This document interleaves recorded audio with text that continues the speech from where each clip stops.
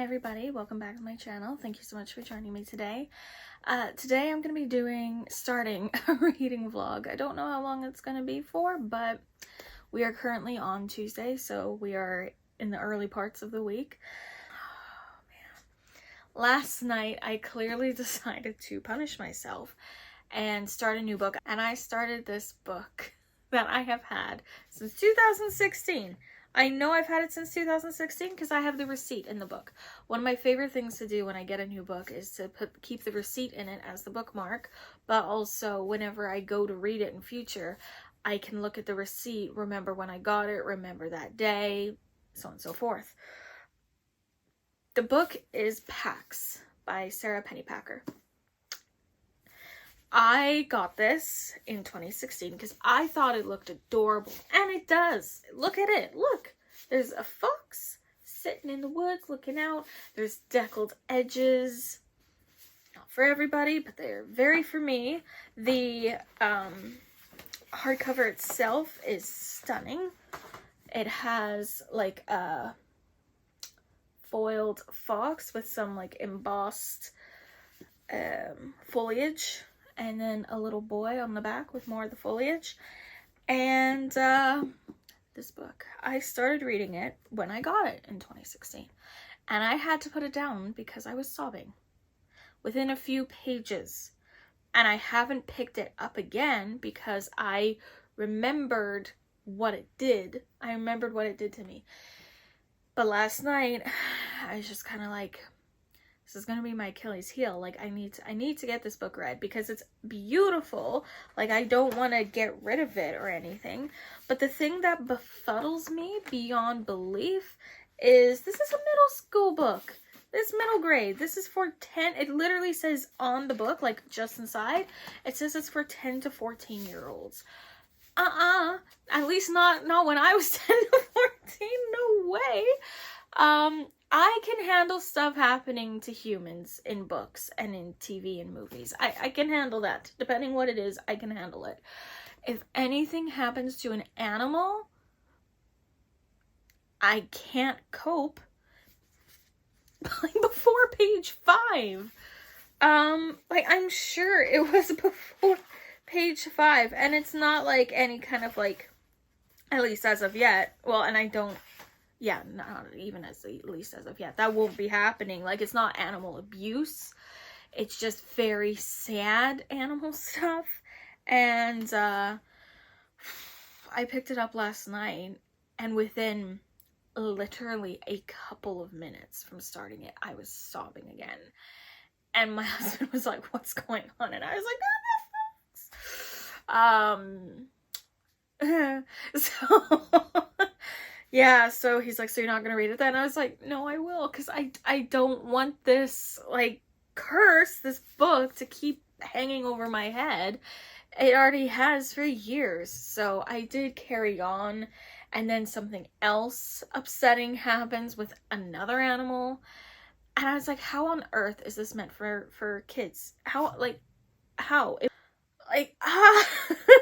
So I did keep reading it. And it seems like, I don't know, it seems like the more so adventure side of things is going to start happening, but I'm also afraid of how much it's going to break me in the meantime. Like, I am genuinely contemplating, like, not reading it. And the problem is, as well, is there's a sequel, and it came out 2 years ago. So, but I don't, judging by that, the time difference, I'm guessing the sequel's not mandatory. Like, not really, like, I'm guessing there's no cliffhanger. Because this was published, like, I got this in 2016, and the sequel didn't come out till 2021. No, that shouldn't have been a cliffhanger. Sorry, there's a bird hanging off the show, so I keep looking. So that's what I'm reading. I'm reading a book that I'm not really getting on with. I'm reading a book that is out to get me and is so far succeeding. And I'm reading a book that is very good, very cozy. It's just not like, I don't know, it's not grabbing me. Like, I am really liking it, but it's not I have to read this every second of the day, right? So I'm gonna read a bit now. I don't know what, to be honest, because I don't know if I can handle Pax. I woke up with the full intentions of reading Pax in one go today. It's less than 300 pages. It is the larger font for the middle school, middle grade books. So I am partially just like, do I just blast through this book? And I think I'm gonna try. So let's try. Let's see how we do.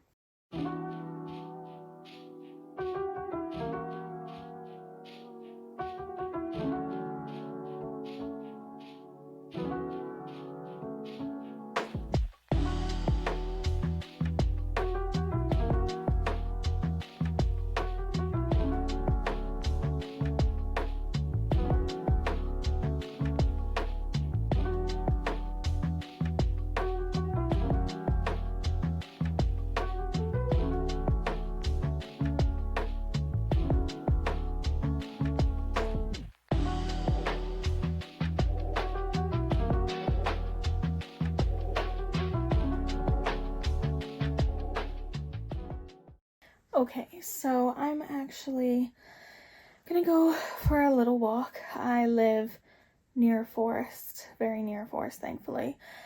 And I can't go often because of what's going on with me medically, but if I take it slow and use like a walking aid, it's okay for me to do. And then just, I barely go into the forest. I don't go that far, and I just sit and I rest.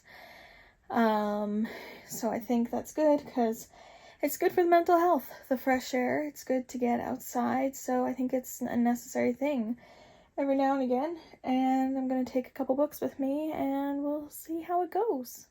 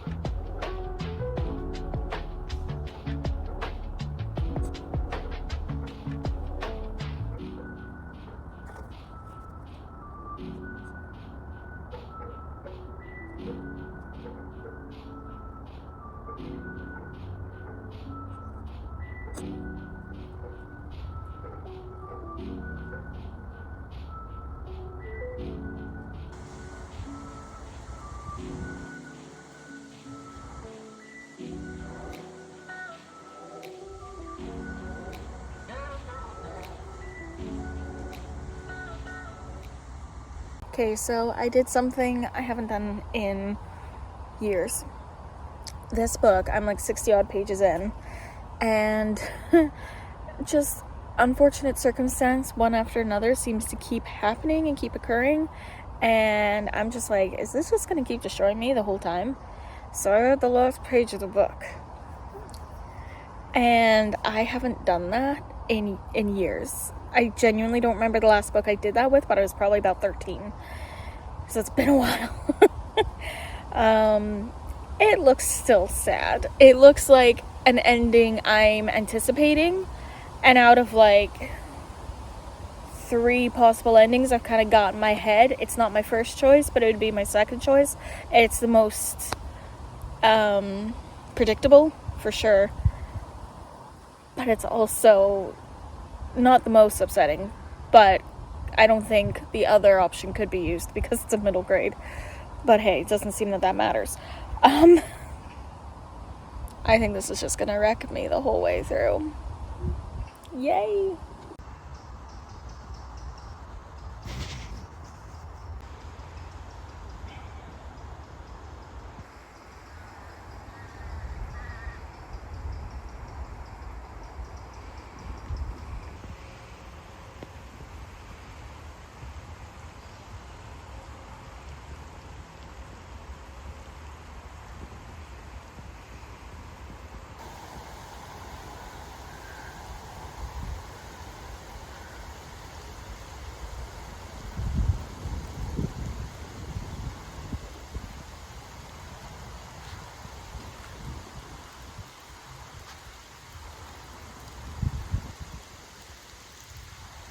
Okay, so it is a few hours later on the same day, and I just finished reading Pax.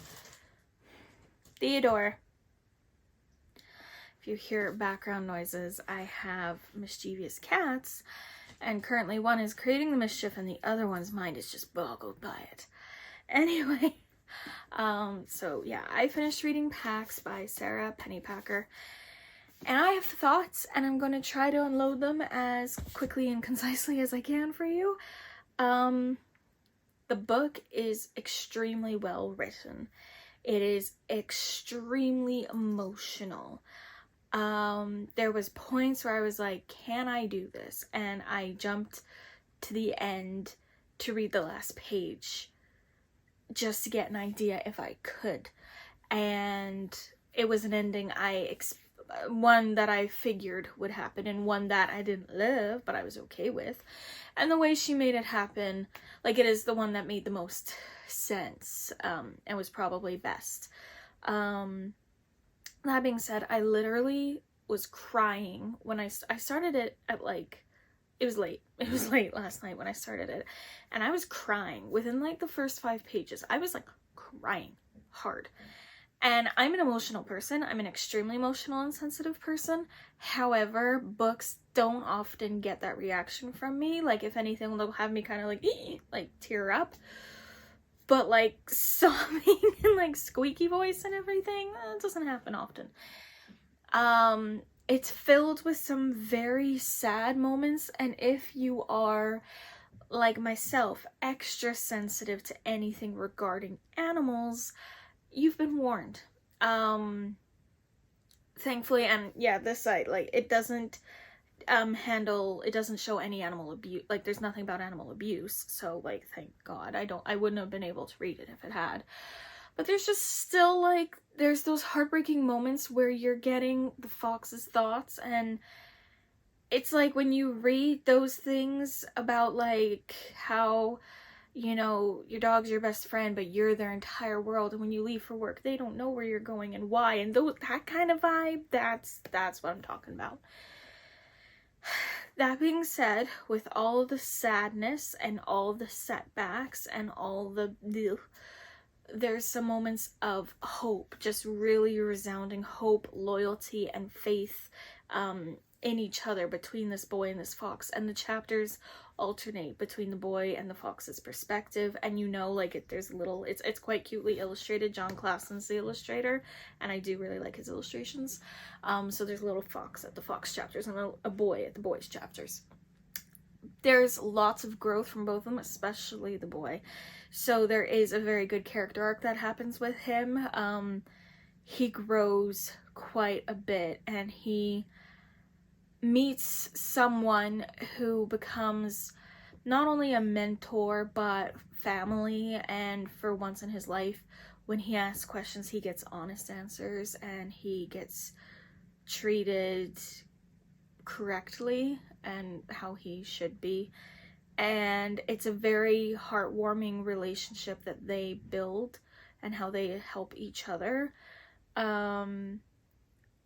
My issue, the issue I take with this book is it is advertised, it is marketed for 10 to 14-year-olds.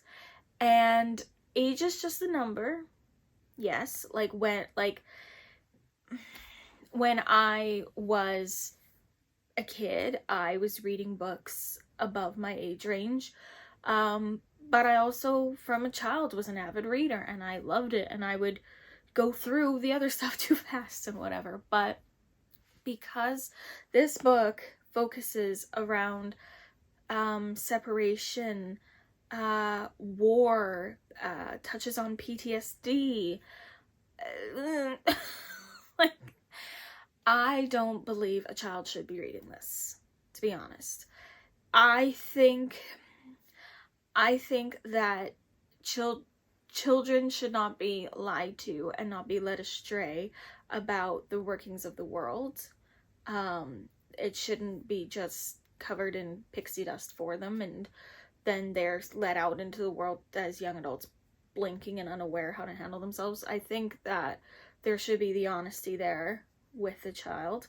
At the same time, I think it's very important to ensure that children are allowed to be children for as long as possible and not forced to grow up sooner than necessary.